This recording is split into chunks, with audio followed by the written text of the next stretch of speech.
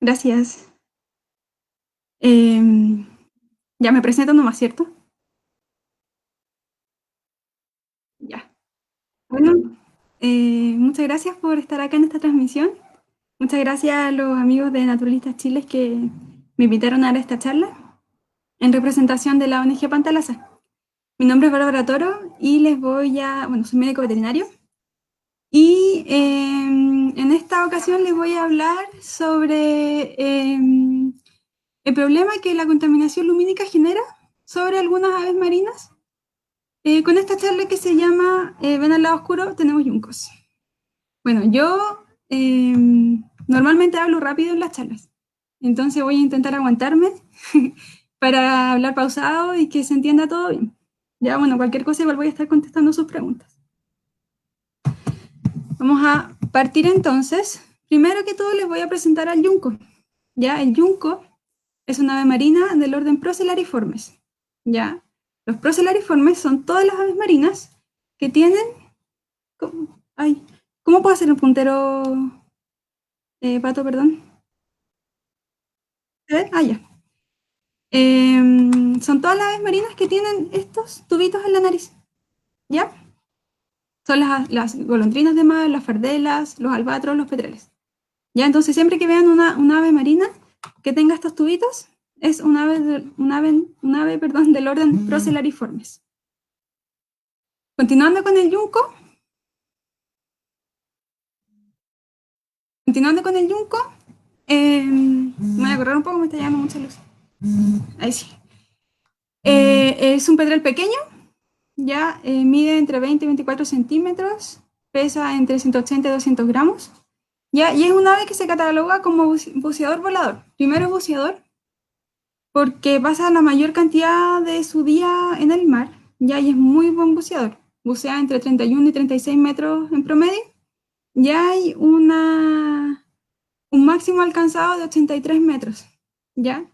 Esta ave se distribuye entre el sur de Perú y el norte de Chile, ¿ya? Y es endémico de la corriente de Humboldt. Es decir, se encuentra solamente en zonas donde esta corriente pasa, ¿ya?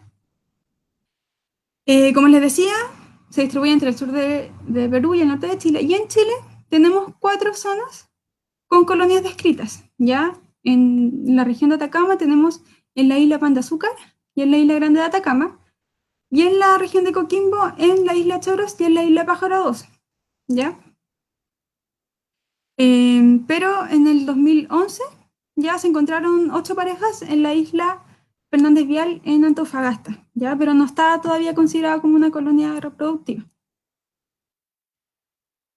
Bueno, el yunco respecto de su biología reproductiva, ya tiene potencial reproductivo durante todo el año, ya con un pic muy marcado durante los meses de diciembre y marzo, y un pic muy sutil entre los meses mayo y septiembre, ¿ya? Una vez que ya pusieron sus huevitos, la incubación demora entre 50 y 60 días, ¿ya? Y una vez que eclosionan los pollos, todo su desarrollo hasta volantón demora entre 70 y 80 días. Ya los volantones son un estadio juvenil como adolescente de las aves, ya cuando están recién aprendiendo a volar, están recién haciendo sus primeros vuelos, ¿ya? Y en Chile el pic de volantones se ha descrito que es para enero, ¿ya? O sea, es decir, en el mes de enero es cuando la mayoría de estos adolescentes salen a volar y emprender sus primeros vuelos, ¿ya? El yunco es un ave que se alimenta principalmente de krill, ¿ya? Y por lo tanto es indicador de la presencia de ballenas, porque las ballenas también se alimentan de krill, ¿ya? Y las aves marinas como grupo ya son bioindicadores, ya las aves marinas son fáciles de ver, relativamente fáciles de contar, ¿ya? Entonces cuando ocurre alguna perturbación en un ecosistema donde uno sabe que hay aves marinas y luego va a esa zona y no están las aves marinas, ya se puede entender que hubo alguna perturbación importante en el lugar, ¿ya? Eh, el yunco, como otras aves procellariiformes, anidan en madrigueras, ¿ya? Y es una ave que está en peligro. Bueno, ¿y por qué les hago este llamado al lado oscuro en la charla? ¿Ya? A medida que aumenta la población humana, ya ha aumentado la iluminación artificial durante la noche, ya, o ALAN, por sus siglas en inglés. Eh, Porque aumenta la población humana, aumenta el número de asentamientos humanos y por lo tanto aumenta la luz artificial. Ya.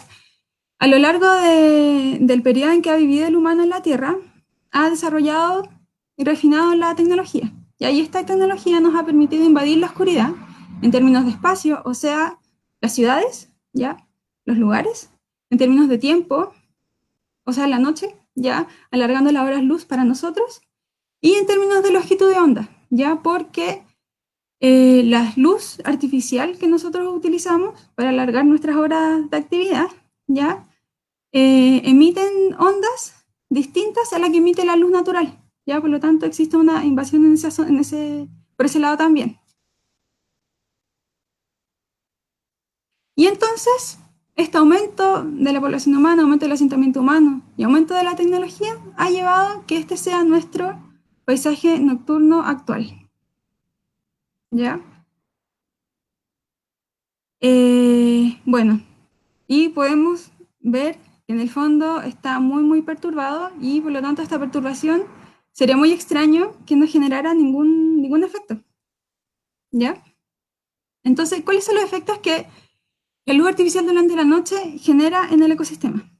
¿Ya? Hay varios estudios al respecto y los estudios que se han enfocado en los cambios de la dinámica natural de la luz y oscuridad en el ecosistema han identificado tres puntos claves. ¿Ya? La amplitud de los efectos, es decir, la cantidad de efectos que esta genera, la diversidad de organismos que están afectados, ¿ya? Y determinar cuáles son las mejores estrategias de mitigación para esta gran perturbación, que en el fondo es una perturbación que vino para quedarse, porque el humano no va a permitir en el fondo apagar las luces durante la noche de todas las ciudades, de todo el mundo. ¿Ya? Eh, Actualmente, estos estudios que yo les nombré anteriormente, que identificaron estos tres puntos clave, ¿ya? Se han enfocado principalmente en ecosistemas terrestres. Esto es porque es mucho más fácil para nosotros, siendo animales terrestres, estudiar el ecosistema terrestre, ¿ya? Y estos estudios han evidenciado alteraciones conductuales, ¿ya?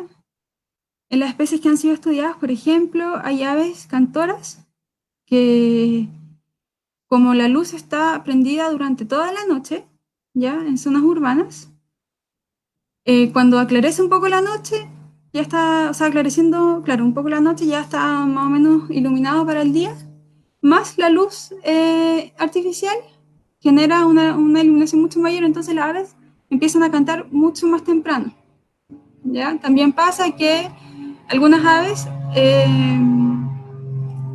pasa un avión, ojalá que se haya escuchado igual lo que dije, hace que algunas aves estén con actividad mucho más horas de las que deberían estar en ecosistemas normales, sin luz artificial, ¿ya? Además, se ha visto que hay alteraciones en la respuesta inmune, ¿ya? Se ha visto que la luz influencia la secreción de algunas hormonas que están involucradas con el sistema inmune. Se ha visto que disminuye la respuesta de algunas células que están incluidas o están dentro de la respuesta inmune, ¿ya? Y bueno, estos estudios hechos en ecosistemas terrestres, ya principalmente, o sea, perdón, los estudios que les comenté están hechos principalmente en ecosistemas terrestres. Ya, sin embargo, todos sabemos que la iluminación artificial durante la noche está muy ampliamente distribuida en los ambientes costeros, ¿ya? En el 2010 se estimó que el 22,2% de la línea costera mundial, a excepción de la Antártica, estaba expuesta a iluminación artificial durante la noche. Ya, eso es mucho. Y hay que considerar que esto fue el 2010. Entonces, 10 años después debe ser mucho mayor el porcentaje que está expuesto a luz artificial, o tal vez a luz artificial mucho más intensa. De las fuentes de iluminación que tenemos en ambientes costeros, tenemos fuentes permanentes y fuentes temporales, De las fuentes permanentes tenemos los faros, que pueden ser los faros de islas o los faros de pueblos, ¿ya? Y también están las ciudades y pueblos costeros, que también son fuentes permanentes de iluminación artificial. En cuanto a las fuentes temporales, tenemos las embarcaciones y las plataformas industriales, ya sea de gas, de aceite, de pesquería. ¿Ah?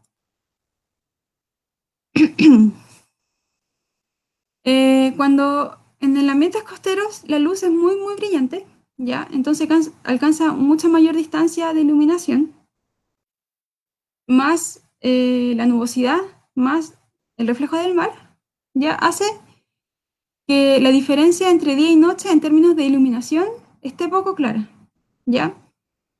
Y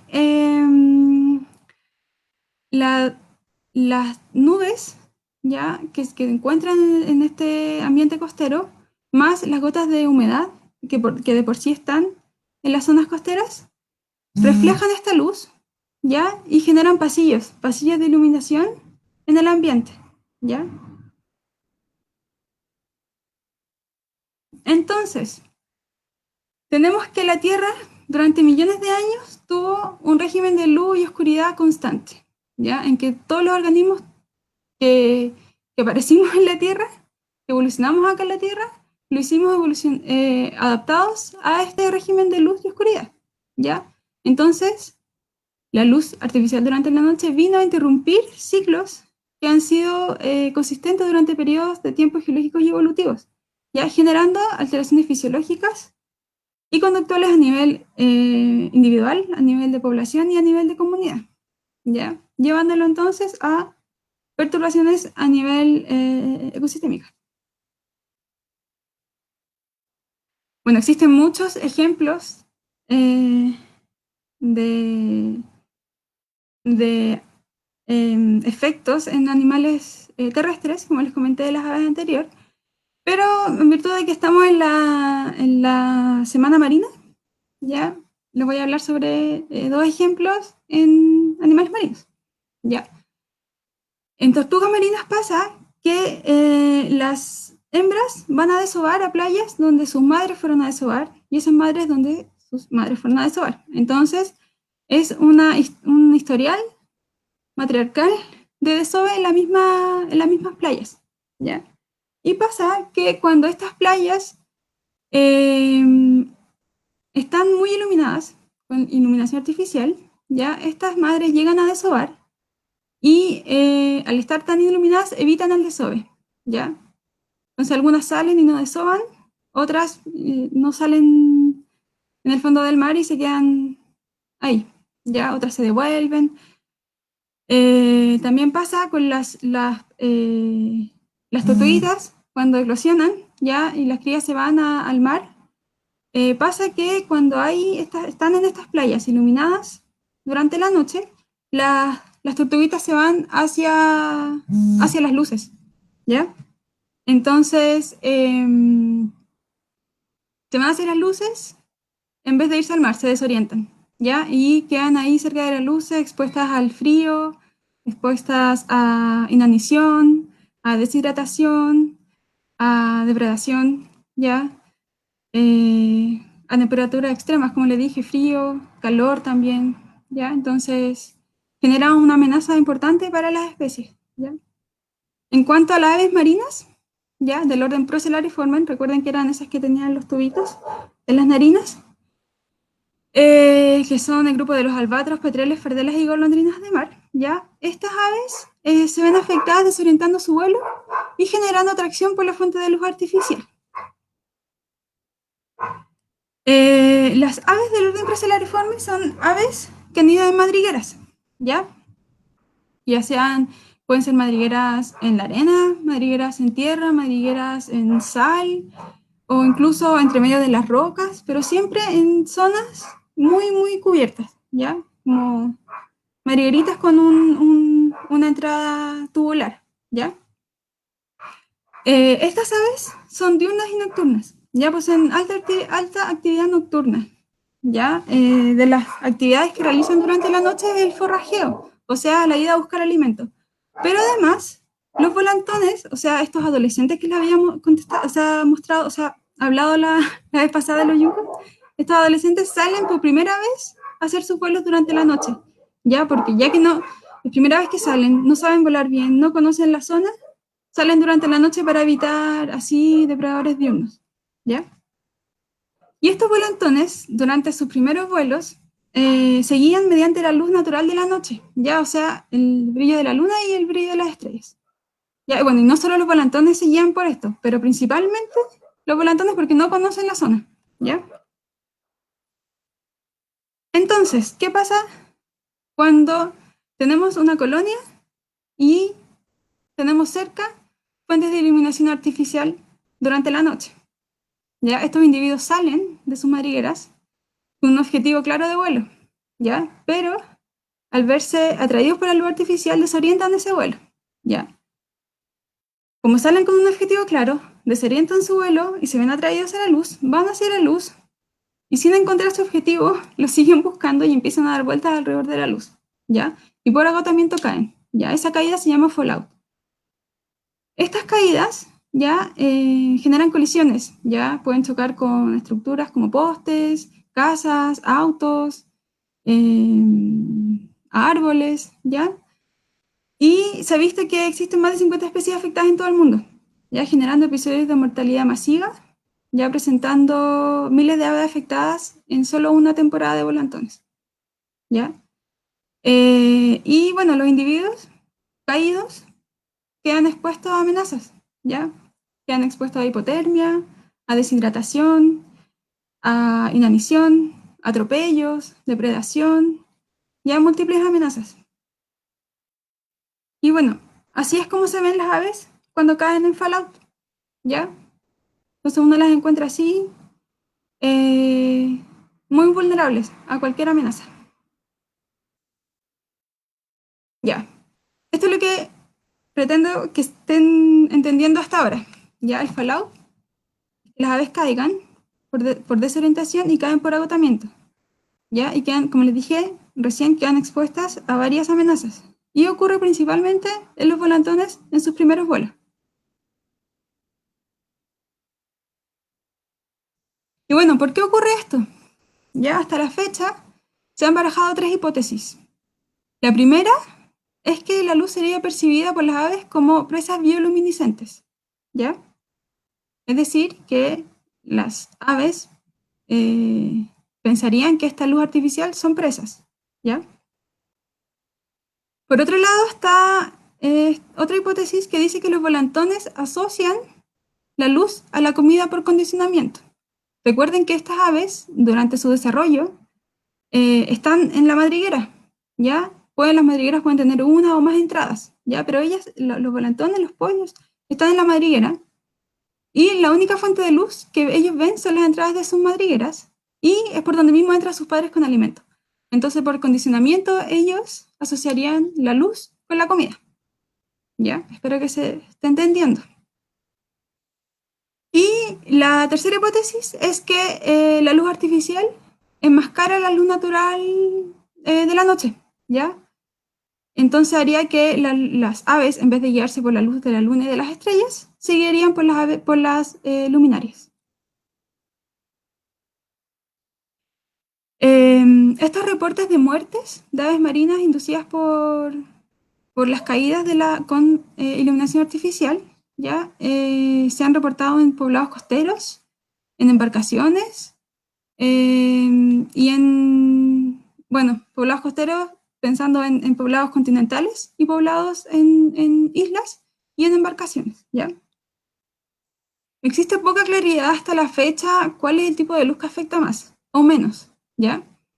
Se ha visto que las luces blancas y rojas afectan un poco más y que las luces verdes no afectarían tanto, ¿ya? Pero tampoco se conoce bien o se puede decir con la ciencia cierta, así como con certeza, que esto afecta y esto no afecta, ¿ya? Pero sí se ha visto que las luces blancas afectan mucho, serían las luces LED, ¿ya? Además de intentar dilucidar cuáles son las luces que más afectan, ¿ya? Se han hecho esfuerzos para estudiar cuáles variables ambientales pudiesen ser facilitadoras de estos eventos, ¿ya? De estos eventos de fallout, de caídas. Y se ha estudiado la fase lunar, la dirección y velocidad del viento, la nubosidad, ya como variables ambientales, y como variables de los individuos, la edad y la condición corporal. Ya voy a tomar un poco de agua.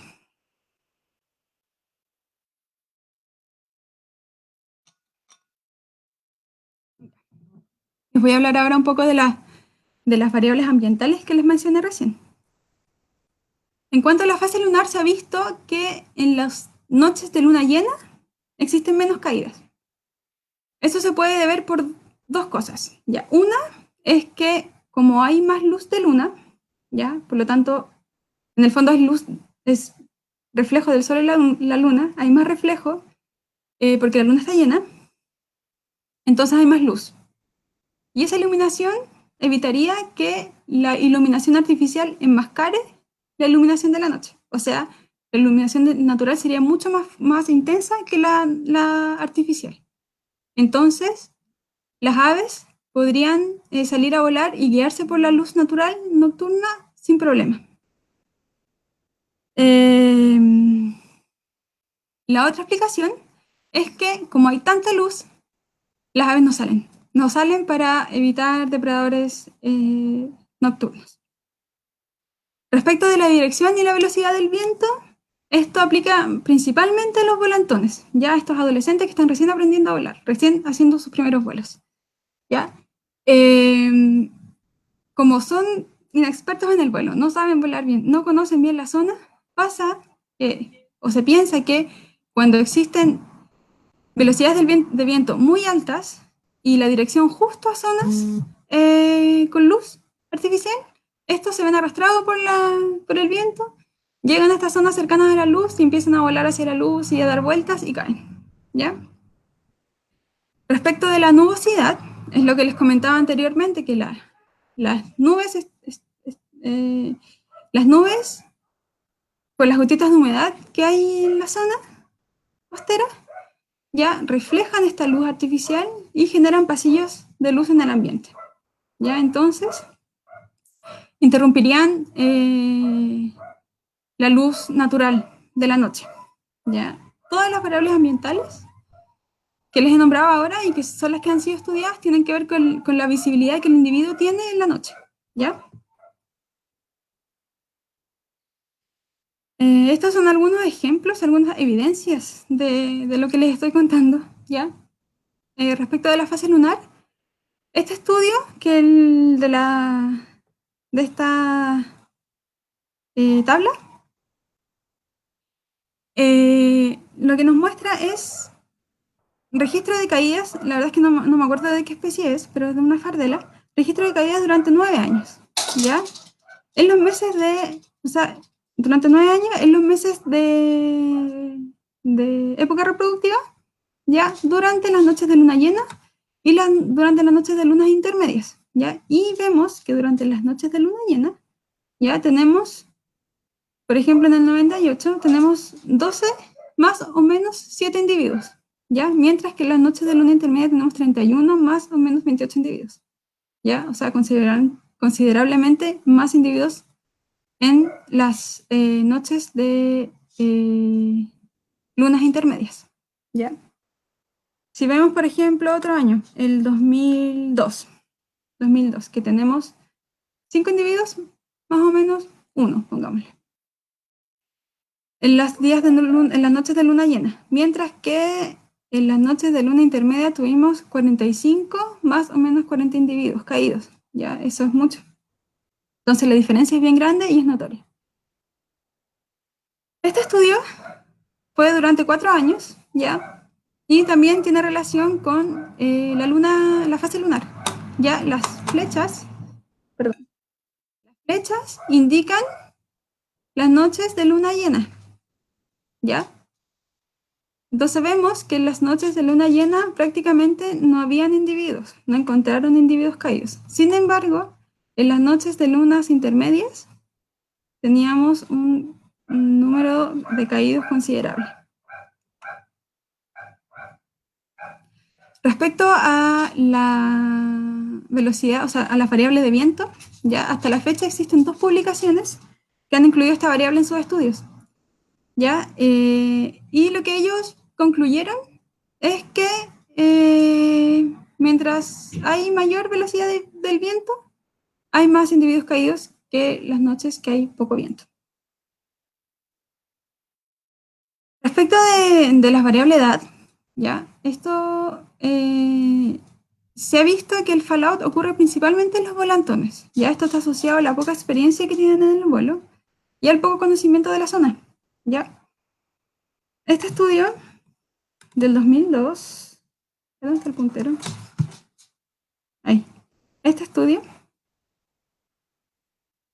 fue con 4 especies, ¿ya? Y aquí tenemos los individuos caídos separados por adultos y por volantones, ¿ya? Y vemos que la mayor cantidad de estos individuos caídos fueron los volantones, ya fueron jóvenes, ya estos adolescentes recién aprendiendo a volar.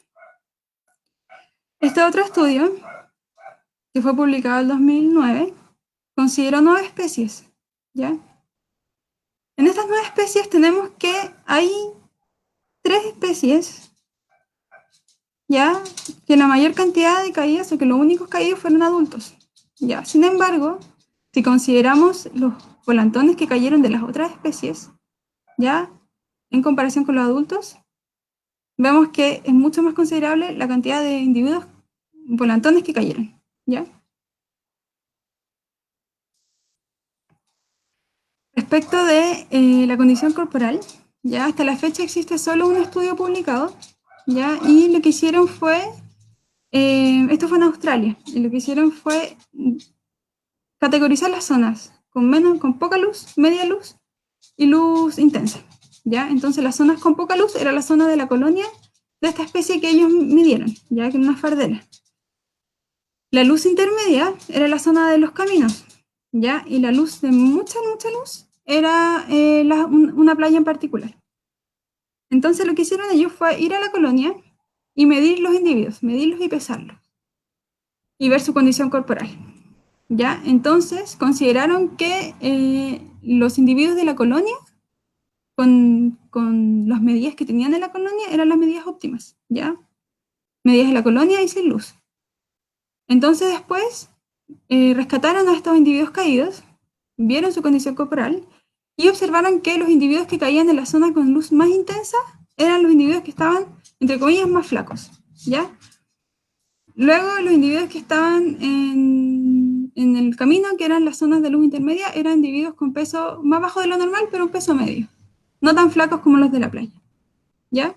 Entonces, lo que concluíamos acá, lo que concluyó este paper, era que en el fondo la condición corporal estaba relacionada ya con estas caídas, porque los que tenían mejor condición corporal no caían, porque estaban en la colonia, y los que tenían una condición corporal más o menos caían en zonas no tan iluminadas, ¿sí? Y bueno, ¿y en Chile pasa el fallout? ¿Hay registros de fallout en Chile? Tenemos registros de fallout en Chile. Este de la golondrina de Mar Negra ha sido los eventos o la problemática ha estado con mayor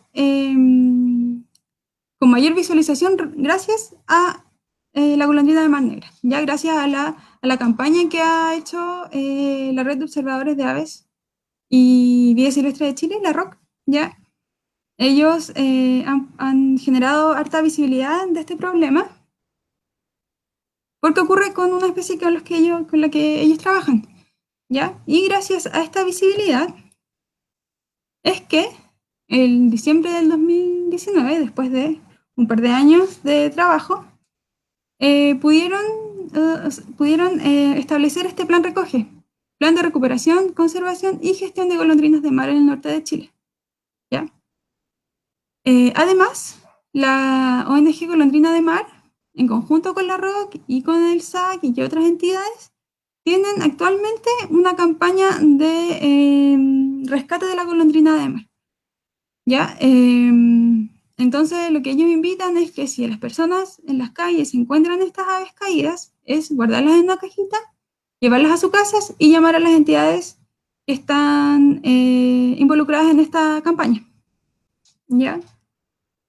Hay más evidencia de otras especies en Chile que también les ocurre este efecto, estos eventos del fallout, ¿ya?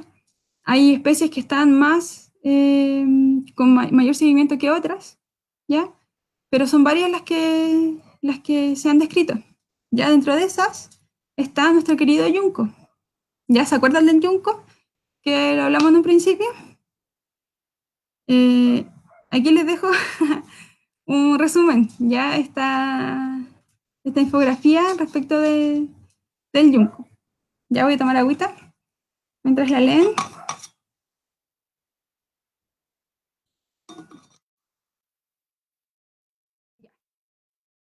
Entonces, ¿qué habíamos visto del yunco? Está en el norte de Chile, ¿cierto? Norte de Chile. La isla Choros tiene la colonia más grande. Ya, eso creo que no se los nombré la vez anterior. Tiene la colonia más grande descrita para Chile. Comen krill, ya lo mismo que comen las ballenas, por lo tanto son indicadores de la presencia de ballenas. Ya están en peligro. Es una ave marina. Y como otras procelariformes, nidifican en cuevitas, o sea, en madrigueras. ¿Ya? Entonces, como les comenté recién, el yunco tiene la mayor colonia reproductiva descrita para Chile en la isla Choros, en la cuarta región. Ya esta isla se encuentra frente al poblado de Punta de Choros, ya, y esta isla, en conjunto con Isla Chañaral e Isla Damas, conforman la Reserva Nacional Pingüino de Humboldt, ¿ya? ¿Y qué pasa en esta zona? ¿Qué pasa en estas aguas? Ballenas, ballenas es lo que pasa, ¿ya? Esta zona es de alta demanda turística y científica, ¿ya? Porque tienen alta biodiversidad, ¿ya? Para poder avistar las ballenas, los turistas se tienen que embarcar en Caleta Chañaral de Aceituno y pueden navegar por estas aguas, avistando las ballenas que se encuentran en esta zona. Pero también pueden embarcarse acá en Punta de Choros, ¿ya? Y avistar las ballenas, ay, se me fue el puntero, avistar las ballenas que se encuentran en esta zona, ¿ya? Nosotros, como ONG Pantalasa, nos fuimos a esta zona hace varios años a estudiar las ballenas, ¿ya? Y cada cierto tiempo, cada vez que íbamos al muelle, principalmente en Punta de Choros, ¿ya? Empezamos a encontrar esto todas las mañanas, ¿ya? Sin saber por qué pasaba, sin entender mucho respecto de por qué estábamos encontrando estos yuncos muertos, decidimos ponernos a estudiar, investigar, investigar por qué estaba pasando esto de que encontrábamos aves muertas en las mañanas cuando salíamos a navegar. ¿Ya? Entonces lo que hicimos fue buscar en la zona de Punta de Choros cuáles eran los lugares que encontrábamos mayor cantidad de individuos muertos en las mañanas. Ya identificamos 4 zonas. Luego seguimos estudiando qué podría ser lo que estaba pasando y llegamos al tema de la contaminación lumínica, la luz artificial durante la noche y nos dimos cuenta que la zona donde más encontrábamos individuos muertos en las mañanas eran las zonas con mayor iluminación artificial en el pueblo. ¿Ya? Entonces, una vez entendiendo lo que pasaba, ya generamos una campaña en conjunto con el Ministerio de Medio Ambiente, con la ROC, con CONAF, con Fundación Meri, con AMEBEFAS, con Modema, con Revista Trile, con Oculto Plena Vista, con Pitra Backpacks, con Turismo Punta de Choros, con Vamos a Volar, con Ave de Piedra y con Refugio Humboldt, generamos una campaña de rescate del yunco. Ya generamos la campaña en Punta de Choros y por redes sociales, ya para que la gente en el fondo entendiera y se visualizara este problema.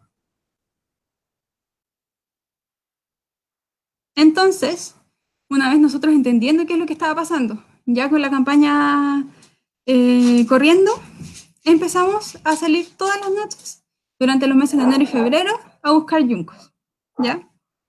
Recuerden que para Chile el pic de volantones estaba descrito para enero, ¿ya? Entonces salíamos todas las noches, enero y febrero, a buscar los yuncos, ¿ya? A veces teníamos suerte, llegábamos a tiempo y los encontramos vivos. Otras veces no teníamos tanta suerte, no llegamos a tiempo y encontramos varios individuos muertos, ¿ya?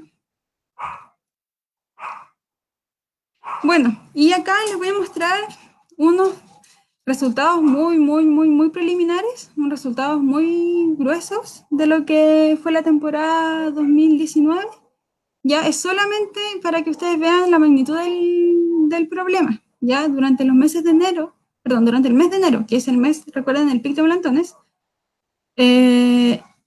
encontramos un total de 83 individuos, ya de los cuales 68 estaban vivos, ya, y 15 muertos. En febrero encontramos 19 individuos, ya, con 12 vivos y 7 muertos. Ya, en total, durante la temporada pudimos obtener 102 individuos, ya entre vivos y muertos. Pero hay que destacar que esos son los individuos que llegaron a nosotros, porque hay muchos otros individuos que no los pudimos rescatar porque no llegan a nosotros. O sea, nosotros vimos como muchos individuos caían en el mar, ¿ya? Caían en el mar y si bien son especies que son marinas, que están adaptadas al mar, que pueden bucear, muchas de estas al caer desorientadas, al caer encandiladas, se azotan y si justo hay marejadas, se azotan contra las rocas, ¿ya? Esas aves, muchas veces pasó eso, muchas no pudieron ser recuperadas por eso, ¿ya? Hay muchas aves que caen, la agarran los perros y se las llevan, nosotros no llegamos a saber qué pasó, ya hay muchas aves que caen en las casas, ya que tampoco podemos llegar y entrar, muchas veces que caen en los techos de las casas que tampoco visualizamos si están o no, ya, entonces hay que tener en cuenta que estos 102 son solo los que llegaron a nosotros, ya, y que hay muchos más, incluso puede ser más del doble, que no pudimos, que no sabemos si están o no, ya, que en el fondo no pudimos recuperar. En cuanto a la temporada 2020, esta fue un poco distinta. Tuvimos muy pocos individuos, ya durante enero tuvimos 7 individuos en comparación al 83 del año anterior, ya 4 vivos y 3 muertos, ya, y ¿cómo se llama? En febrero tuvimos 15 individuos, ya de los cuales 8 estaban vivos y 7 muertos, ya. Este año en particular fue muy distinto para las aves marinas en la zona, ¿ya? Nosotros, yendo a navegar al lugar, vimos que había muchas aves que en otras temporadas, ¿ya? Por ejemplo, había aves que en enero uno sabe que están con los huevos, ¿ya? Y esta temporada en enero ya estaban con volantones, ya estaban con aves grandes, ¿ya? Entonces hubo un cambio, hubo algo distinto este año en la temporada, ¿ya? Y además, bueno, hubo ese cambio en las aves marinas en general. Nosotros vimos muy pocos yuncos este año en la zona y además hay un antecedente que meses anteriores a la temporada hicieron tronaduras en la caleta. ¿Ya? Entonces eso puede haber alterado de alguna manera la presencia o ausencia de algunas especies, ¿ya? Y perturbado el ecosistema en general. Y bueno, pienso que alguno de ustedes se puede estar preguntando cómo se regula la emisión de luz acá en Chile. ¿Ya? La luz, existe una norma de emisión para la regulación de contaminación lumínica desde el año 98. ¿Ya? La contaminación lumínica, en el fondo, eh, se clasifica entre comillas que es como luz excesiva, ¿ya? Eh, porque existen normas que regularizan, por ejemplo, la luz de las luminarias urbanas, ¿ya? Esta norma de emisión para la regulación de contaminación lumínica, en particular, está enfocada en Antofagasta, Atacama y Coquimbo, ¿ya? Que, por lo demás, es las mismas zonas donde anida el yunco, ¿ya? Sin embargo, Esta regulación está pensada y está enfocada en los estudios astronómicos, ¿ya? Y por lo tanto, se regulariza en el fondo la luz en las zonas de estas regiones, pero en las zonas interiores, ya no en la costa. Actualmente bueno, se hizo una revisión hace unos años atrás y actualmente se encuentra en revisión y se está armando un comité para poder ver este tema de la regularización, perdón, de la luz artificial durante la noche para las especies marinas. ¿Ya? Y bueno, eso es fue mi charla. Ojalá que les haya gustado, que haya quedado claro. Los invito a seguirnos a la ONG Pantalasa en redes sociales y voy a estar acá leyendo sus preguntas y comentarios.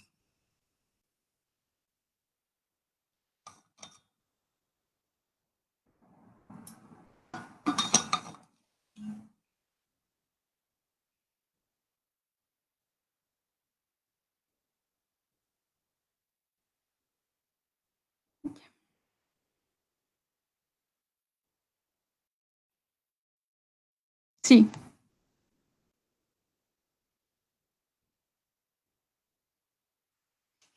hoy no encuentro.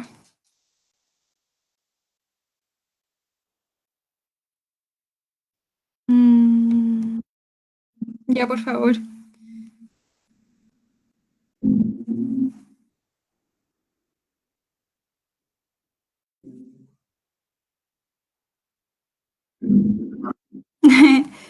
Estoy buscando. Veo solo comentarios.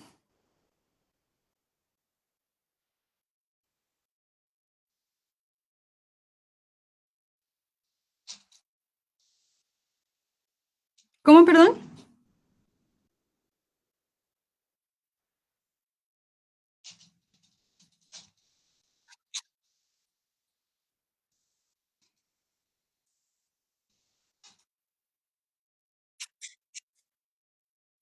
En Chile hay tres.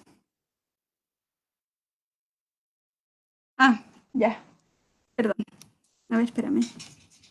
Ay, em, espérame que se me salió el. eh, espérame. Se me salió el.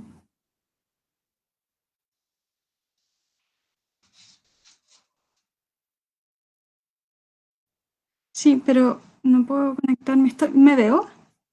Usted-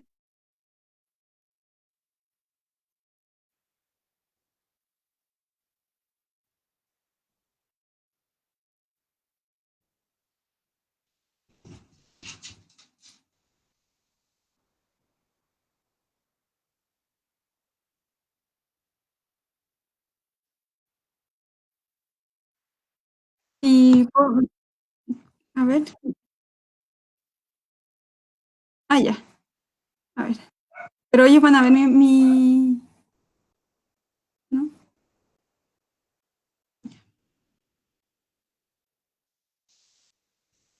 Ya. Bueno, contestando lo que me preguntaron por internet, ¿cuántas especies de yunco hay en Chile? Son tres especies de yunco en Chile. Ya.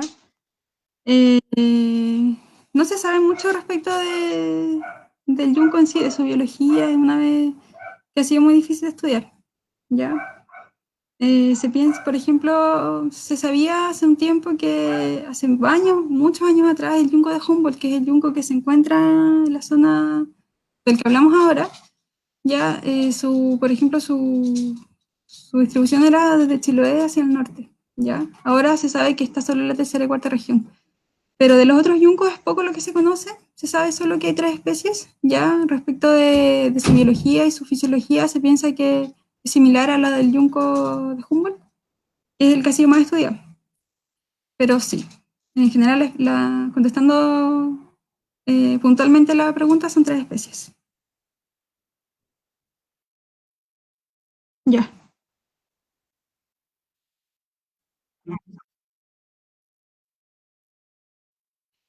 ya. ¿Qué pueden hacer si ven un ave en fallout de la ciudad? Ya, el SAC está, está al tanto de lo que está sucediendo con las aves marinas, ¿ya? Entonces, lo que ustedes deberían, o sea, si encuentran una ave caída, es llamar al SAC, ¿ya? Llamar a la oficina del SAC y esperar indicaciones de ellos. Si es como normalmente es durante la noche, ¿ya? Lo que se está haciendo ahora, por ejemplo, con la campaña de la ONG Golondrina de Mar, es que la gente, si encuentra aves caídas, guardarlas en una cajita, llevarlas a su casa y llamar al SAC, ¿ya? En zonas en donde no se esté haciendo esta campaña, lo legal es llamar al SAC primero, ¿ya? Y luego esperar las indicaciones.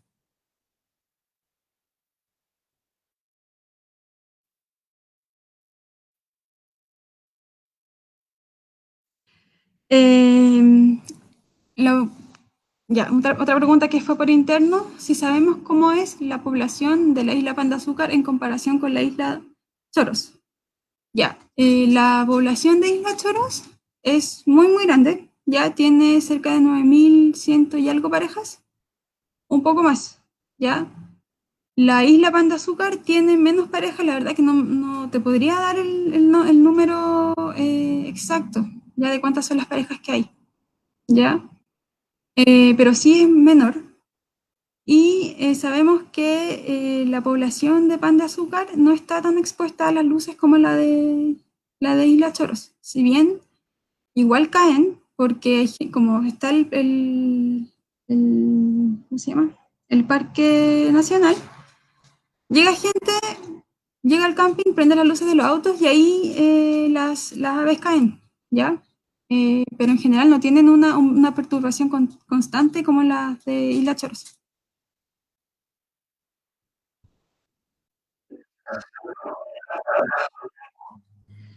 Ya. Otra pregunta por interno es ¿qué tipo de iluminación recomiendo para el Yunco? Ya. Se sabe, como les dije en la charla, no hay certeza de cuáles son las luces que afectan más o cuáles afectan menos. Ya lo que sí se sabe respecto de las luces es que, o que se pensaría es que las luces LED son las principales, o sea, las que más afectan, ya estas luces blancas bien intensas. ¿Ya? Hay un estudio que se hizo respecto de las aves migratorias y estos encuentros que ellas tienen con luz artificial, ¿ya? Y algunas medidas que hicieron llegaron a la conclusión de que las luces verdes ya son las que afectan menos, ¿ya? Entonces, las luces verdes podrían ser indicadas, ¿ya? Pero tienen que ser luces en el fondo que no afecten al yunco, pero que cumplan también con el objetivo de tener luces en las ciudades, ¿ya? Porque, por ejemplo, en la zona de Punta de Choros, tienen luces en los puertos, o sea, en los muelles y en la ciudad en el fondo, porque primero es un poblado, entonces la gente vive con luz, y segundo es una zona muy turística, ¿ya? Entonces habría que llegar a un consenso de cuál es la luz, de una luz verde que sirva también para los objetivos del humano, ¿ya? Eh, algo más iba a decir, pero lo olvidé.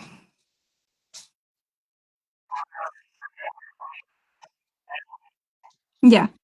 Preguntan también si salir a buscarlo con linternas no afectará.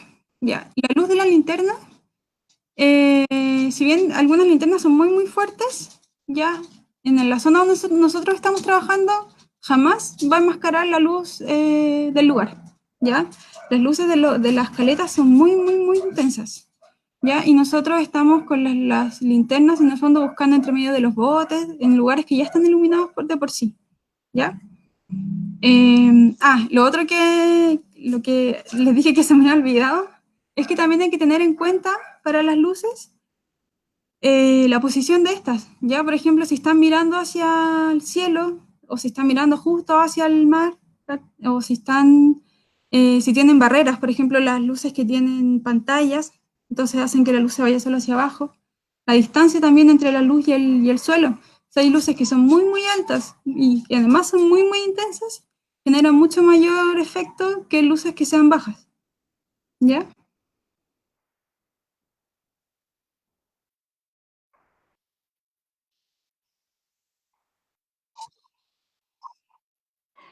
Los yuncos se pueden avistar cerca de la bahía. De hecho, nosotros cuando los avistamos los vemos entre Isla Choros y Punta de Choros. Y eso hay una distancia entre el pueblo y la isla de 8 kilómetros. Entonces se ven en la bahía. De hecho, hay veces que están al lado del muelle. Depende de dónde esté la comida, es dónde van a estar.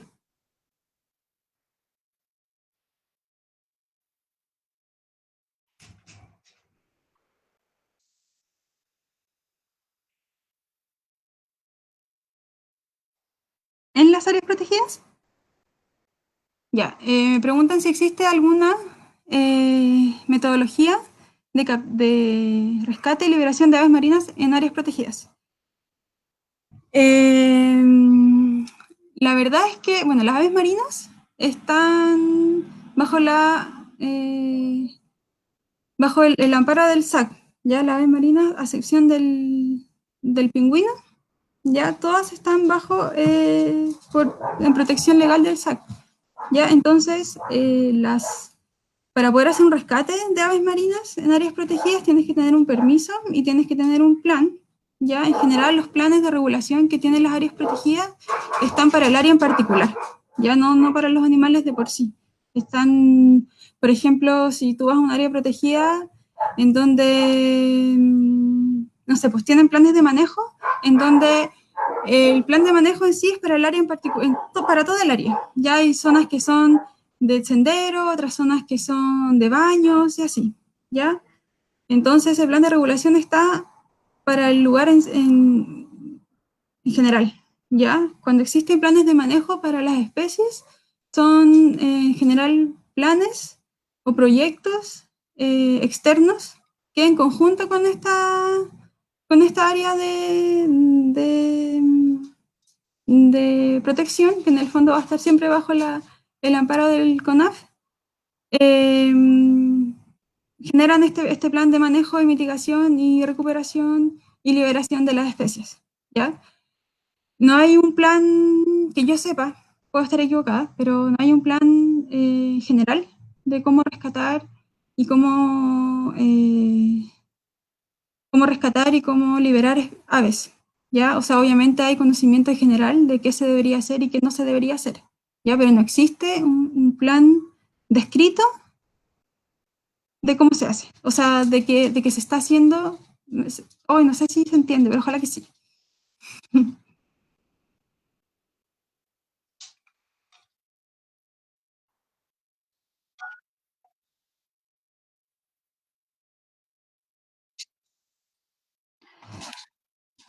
Ya. Otra pregunta es, puede ser la razón de que hayan aumentado los casos de colisiones y caídas de las golondrinas de mar? Y si estos casos podrían haber sido reportados antes. Ya, el aumento de las caídas eh, es netamente porque hay aumento de luminarias.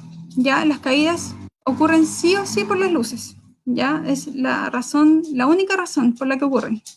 Ya, lo que les conté de las variables ambientales son variables que pueden facilitar estas caídas, pero las caídas ocurren por la luz. Ya, entonces, mientras hay más luz en zonas costeras, hay más caídas. Ya.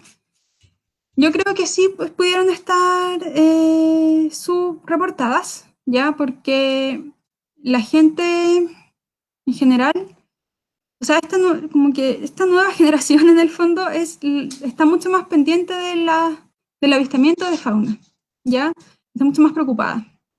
Entonces hay muchos más ojos mirando y además existe mucho mayor difusión, ya, están las redes sociales, hay muchos grupos dedicados al estudio de fauna y flora. Entonces también hay mayor difusión respecto del conocimiento de la flora y fauna. Entonces, sí, yo creo que estaban subreportados y creo que siguen estando subreportados. ¿Ya? Incluso, aunque se están reportando mucho más, deben haber muchos individuos, como les contaba, que también a nosotros nos pasó, que no se llegan a encontrar, que caen en zonas que son imposibles de ver.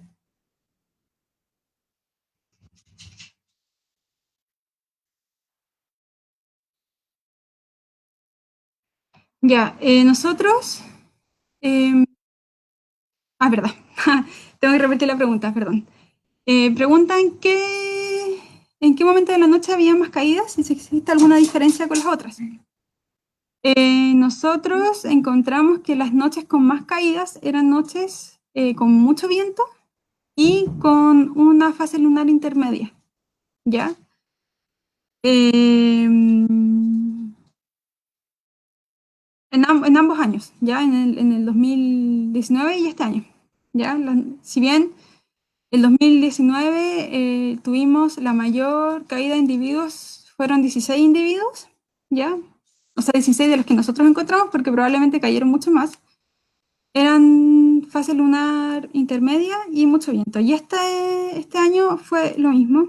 No tuvimos 16 individuos, fueron mucho menos, pero las condiciones se mantenían. Y cabe destacar que nosotros como equipo Pantalaza salimos en la noche a buscar yuncos, pero también salimos en la mañana a navegar. Entonces no estamos todas las noches, o sea, todas las noches, toda la noche buscando, ¿ya? Buscamos unas 3 horas durante la noche, pero obviamente caen durante toda la noche. Entonces hay muchos yuncos que nosotros no vemos por temas que no, de logística en el fondo, que no podemos abarcar.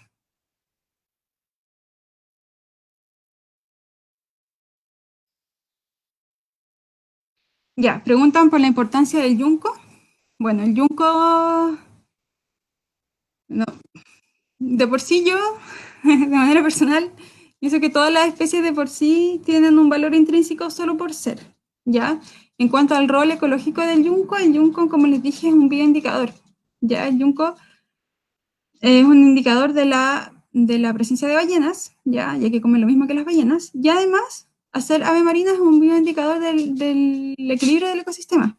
Ya las aves marinas, como les contaba, son aves que son fáciles de contar, son fáciles de ver. Ya, entonces cuando no están es muy extraño y se sabe que existe alguna perturbación en el ecosistema.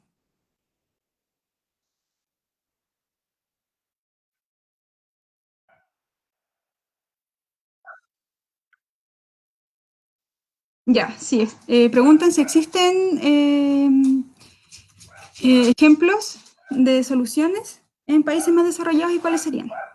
Ya existen, sí existen planes de mitigación que se han hecho, ya, y han usado en el fondo algunas de las variables ambientales que nosotros hemos hablado. Ya, por ejemplo, en Hawái hay un plan de mitigación, ya que hicieron un seguimiento de las temporadas reproductivas de las fardelas que ahí anidan, ¿ya? Entonces, ellos saben en qué meses deberían estar saliendo estos volantones y por lo tanto en esos meses bajan los niveles de luz, sobre todo en las noches que hay menos luna llena, o sea, menos luz de luna. ¿Ya? Entonces tienen un seguimiento de la población, tienen un seguimiento de las variables ambientales, ¿ya?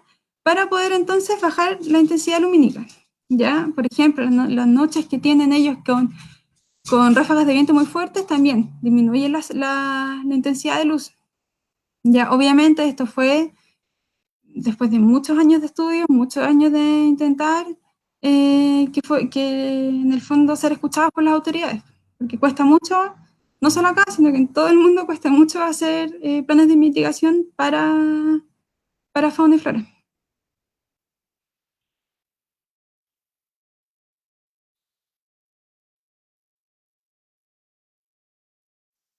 El avistamiento, ya, preguntan si alguien ve un yunco en una zona distinta a las mencionadas en la charla.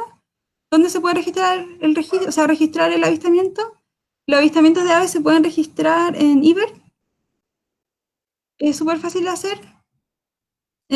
También se pueden registrar en iNaturalist, creo. Y hay varias otras plataformas también de registros online, ¿ya? Pero IBER es la que más se usa para las aves.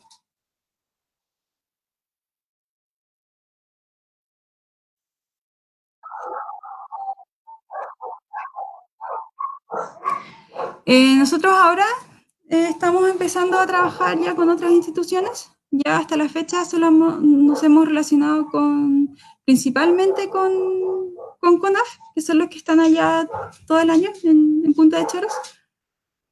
Tenemos también instituciones de allá, empresas de allá, o sea, que en el fondo no son instituciones gubernamentales, sino que son de allá de la zona. Pero hemos estado también trabajando ahora en conversaciones con el SEASA, ya hemos estado hablando con el Ministerio de Medio Ambiente, que ellos también estuvieron involucrados en la campaña del Yunco del 2019. ¿Ya? Y como les comentaba, se está haciendo este comité de regulación de luz y estamos nosotros también involucrados para poder trabajar y hacer algo en conjunto. La idea es poder llegar a hacer algo que sea, entre comillas, obligación para las entidades para el rescate del yunco y otras aves marinas.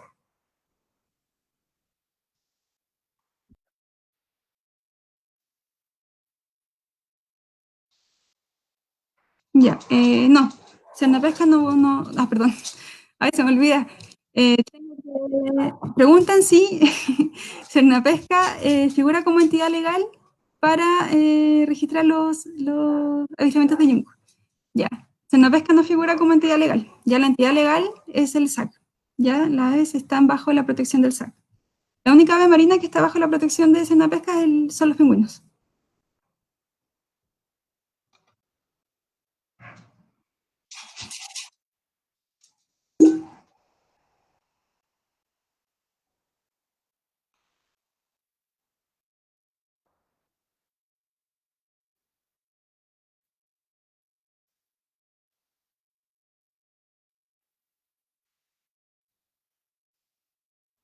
¿Ninguna más? Ya. Bueno, muchas gracias por escuchar esta charla. Espero que haya quedado claro. Cualquier duda que tengan, nos pueden escribir a las redes sociales de Pantalaza. Ya les vamos a contestar. Y si no nos quieren escribir por la charla, igual síganos para que vean lo que estamos haciendo y puedan estar al tanto de lo que pasa con el yunco y otras especies con las que trabajamos. Muchas gracias a los amigos de Naturalistas Chile por invitarnos. Y gracias por la gestión y los dejo invitados para la charla que hay a las 7, que es de otra compañera de Pantalaza, de la Florencia Olivares, que va a estar muy buena.